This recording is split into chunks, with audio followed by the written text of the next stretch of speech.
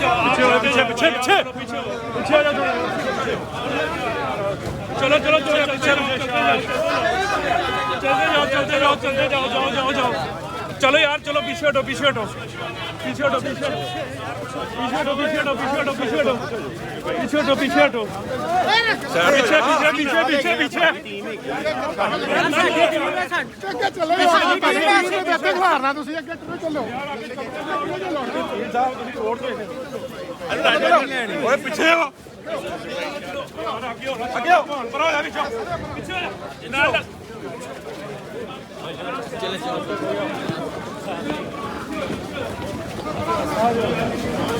बस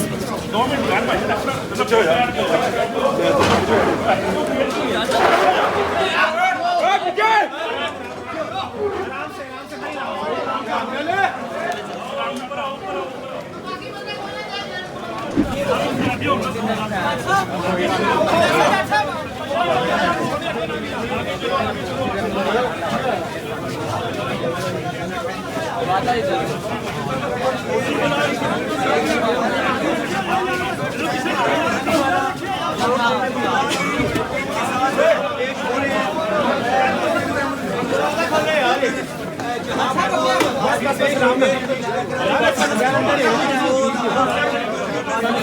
बस बात बाकी बार चलो बाहर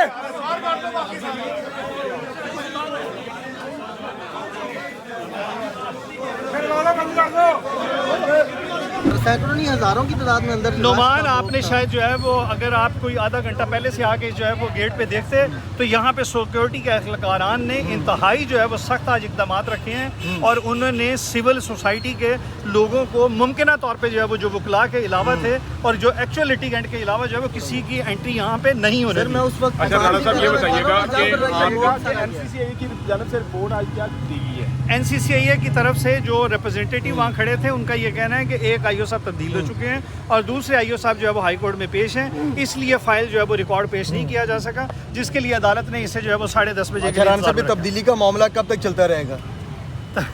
अच्छा राणा साहब एक चीज़ बताइएगा कि आपका वकालतनामा जो है वो जमा करवाया गया था अभी जब से मियां अली इशफाक साहब का लाइसेंस कैंसिल हुआ है तो रजब भट्ट को नदीम नानीवाला को हर जगह पे हर अदालत के अंदर आप रिप्रेजेंट करेंगे? देखिए हमारे ऑफिस के अंदर हम कोई जो है वो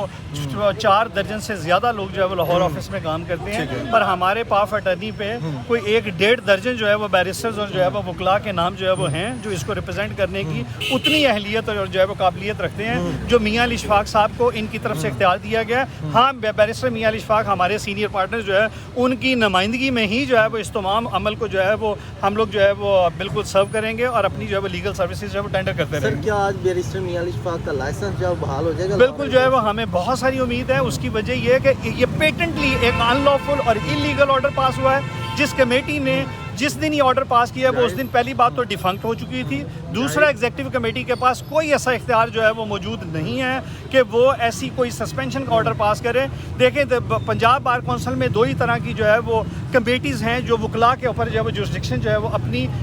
एंटरटेन करती हैं। अगर किसी की जाली डिग्री का मसला हो तो उसके लिए एंटी करप्शन कमेटी है और अगर किसी का मिसकंडक्ट का मसला तो उसके लिए डिसिप्लिनरी कमेटी है और डिसिप्लिनरी कमेटी के पास भी ये पावर्स नहीं है कि वो लाइसेंस को सस्पेंड करे, उसके पास भी सिर्फ इंक्वायरी कंडक्ट करने की और अगर वो समझे कि प्राइमा फेशिया इसमें से कुछ नज़र नहीं आ रहा तो रिजेक्ट कर दे, अदरवाइज जो है उसको रेफर कर दे टू द डिसिप्लिनरी ट्रिब्यूनल, जिसको एक जज ऑफ द हाई कोर्ट जो है वो बाकायदा तौर पे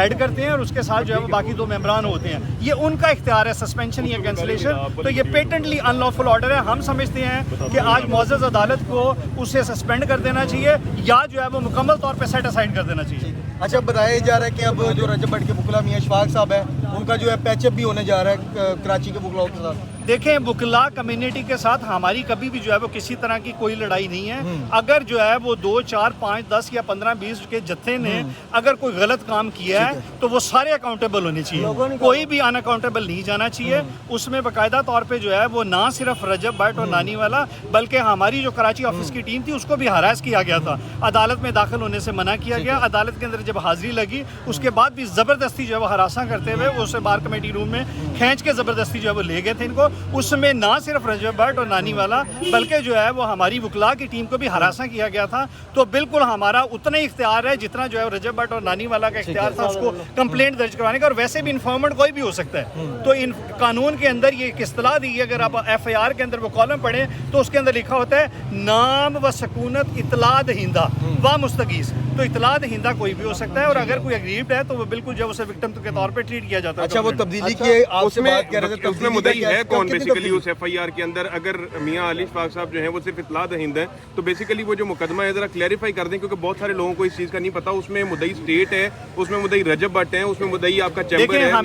हमेशा जो है वो इतला दहिंदा कोई भी हो सकता है। और अगर जो भी जिस भी हैसियत में अपने आप को अग्रीव्ड महसूस करता होगा, ये लॉ इन्फोर्समेंट एजेंसी का काम है जो कि इस मुकदमे में उस मुकदमे में पुलिस है वो तयन करेगी कि इसके अंदर जो है वो अग्रीव्ड पर्सन कौन है।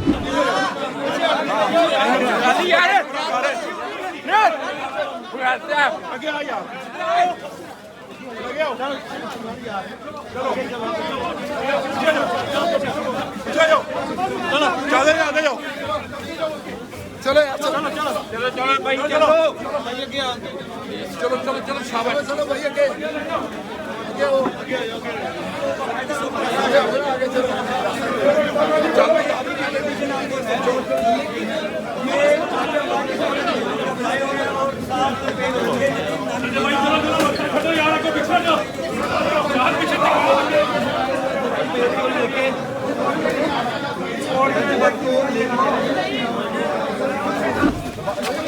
रजब भाई, रजब भाई,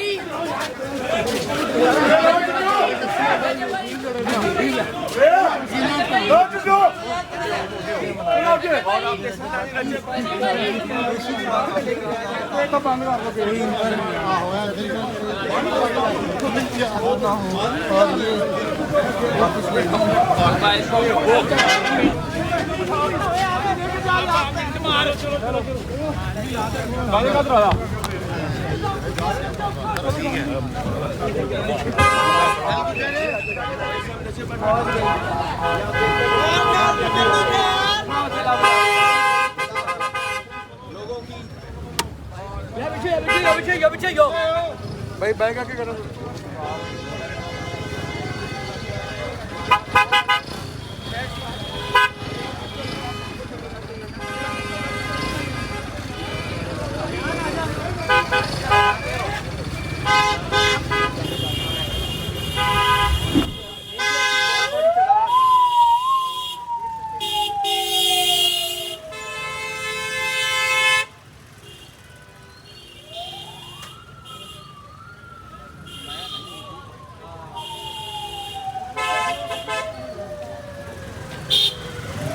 गाड़ियाँ रजब भट्ट के साथ